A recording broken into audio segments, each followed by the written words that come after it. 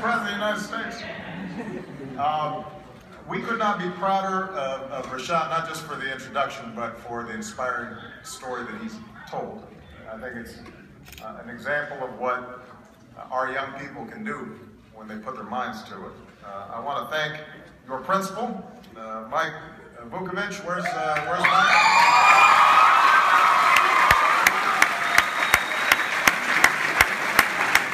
The superintendent is here. Tom Ahart is here. Where's Tom?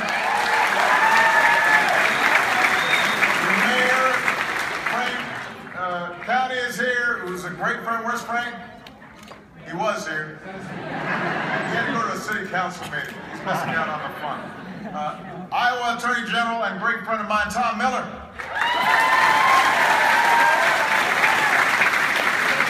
Treasurer Mike Fitzgerald, great support. And of course, Secretary of Education, Arnie Duncan.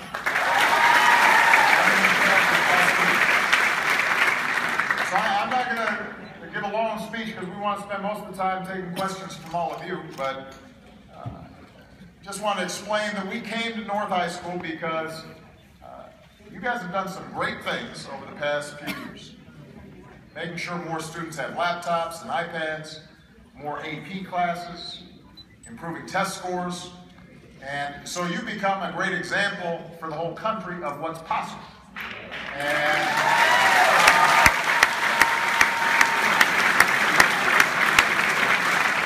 we come to pay you a visit, talk with some of the students here in Des Moines and your parents, because I know that there's nothing that high schoolers love more than being in public with their moms and dads. That's what Malia and Sasha tell me all the time.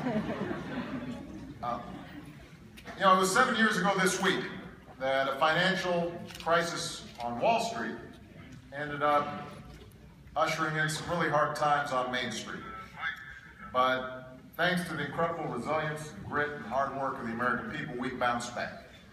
We created 3.1 million new private sector jobs over the past 5.5 years. We've helped more than 16 million people have the security of health insurance, many of them for the first time. Our high school graduation rate is the highest that it has ever been. And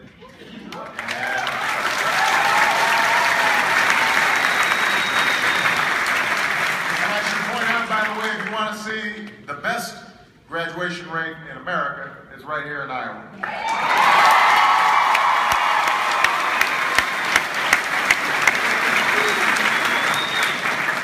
So we've been investing in things that help to grow the middle class and help provide opportunity for every young person.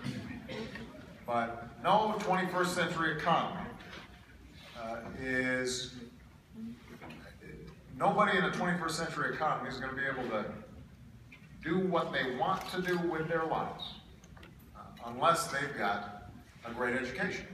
That's just the truth. By 2020, 2 in 3 job openings are going to require some form of post-high school education. Whether it's a 4-year university or a community college or a tech school, and it's an investment that pays off.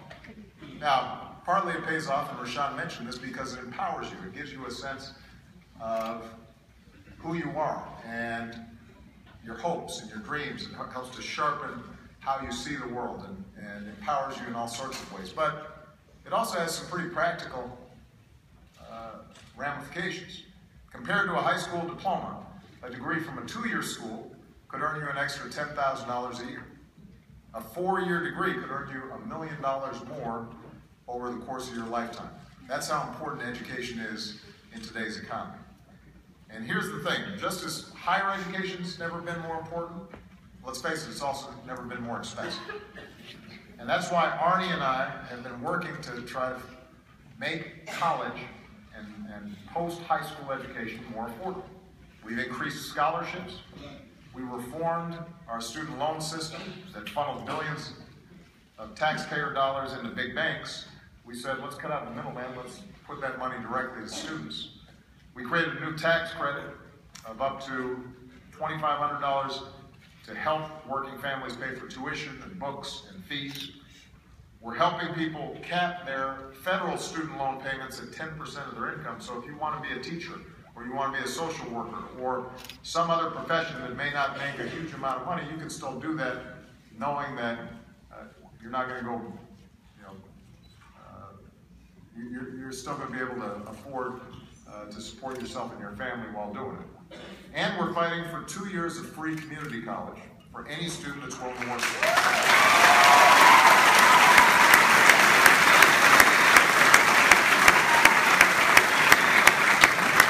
But the bottom line is that no young person in America should be priced out of college. They should not be priced out of an education. And I know that finding the right school for you, the best school for you, is a tough process. Malia's going through it right now. You guys are juggling deadlines and applications and personal statements. And some of you in the back of your mind are asking yourselves what you plan for a career and what you want to do with your life. I think we should make that process easier. So a couple of things that we've done that we're announcing over the course of this week during Arnie's bus tour. We've introduced something called College Scorecard. Right now, a lot of families don't have all the information they need to choose the right school. And a lot of the college ranking systems that you see, they reward schools just for spending more money or for rejecting more students. And I think that's the wrong focus. I think that our colleges should be focusing on affordability and on serving students and providing them good value. So we pulled together all sorts of data on college costs and value. We created this college scorecard, and you can scroll through it to see which schools are more likely to graduate their students, are more likely to result in good jobs for those students, more likely to make sure that those students can pay off their student loans, and you can then use that information to make choices that are right for your future and right for your budget. And so you guys can go to collegescorecard.ed.gov, collegescorecard.ed.gov.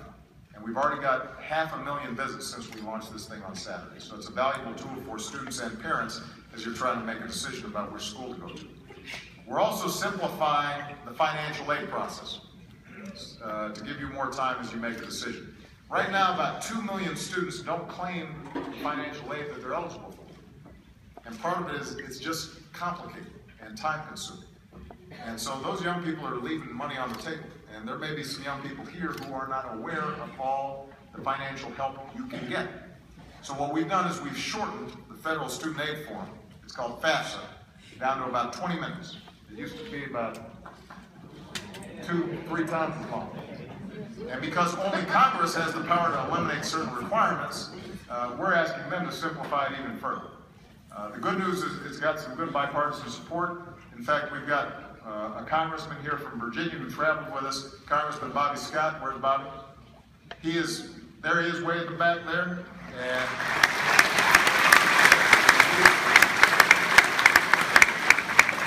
he's working, he's a Democrat, he's working with Republicans to see if we can further shorten and make this form simpler. Today I'm also announcing that beginning next year, families will be able to fill out FAFSA even earlier, starting on October 1st, right around the time the college applications ramp up. That means you won't have to wait for months for your W-2s to arrive before you get started, so you can get a jump on the college application process. You'll know sooner how much aid you qualify for, you'll have more time to evaluate your options, and we're also working with colleges and universities and scholarship programs to align their application and their financial aid processes with this new FAFSA start date. So all these steps taken together should help hundreds of thousands more students pay for college, and I know that's important to you. I'm going to end my opening remarks with a story from somebody who couldn't be here today but graduated from here last year, and his name is Nico Green. You might remember Nico from the Polar Bear basketball team. And the reason that I want to tell his story is for the past few years, Nico was homeless as a junior and senior. He was grateful to mostly stay with his coach or his counselor. But before that, he spent nights in shelters and in church basements or in hotels with his mom, sometimes sleeping next to drug addicts or worse. And this song Nico wrote, he said, "I've seen some terrible things, but I'm thankful for what I've been through because it's taught me to be strong. And being strong meant studying, meant keeping his eye on college, applying for and winning some scholarships. Last year, he filled out his FAFSA, found out he qualified for thousands of dollars of federal and state aid. Today, Nico's a freshman at Graceland University. He's studying accounting. He's still playing ball, hoping to make enough money one day to build a career and give back to the mom that he loves. So that's